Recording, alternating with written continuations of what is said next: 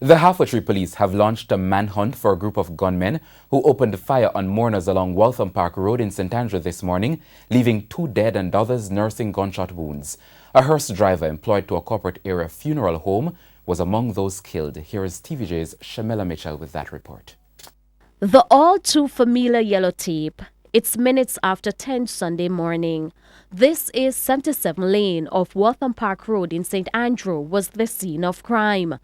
The area is now tense after gunmen went in on a funeral procession and fired several shots. 2 men died. One of the men identified so far is the driver of the hearse, attached to House of Tranquility Funeral Home. He has been identified only as Michael Bent. The other man is not yet identified.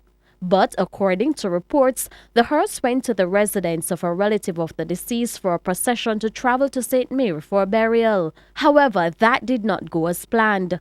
An eyewitness explained what happened while they were waiting. The two that will get killed, the hearse driver and another guy, was right near in my eyeball. I could see them, you know. Okay. And I understand that further down the lane, about 1, 2, 3, about 3 more people get injured a gunshot too, but I don't think it's a life-threatening situation. The police then came on the scene and the body of the man killed on spot removed and the other injured man taken to hospital. However, the driver of the hearse later died while undergoing treatment.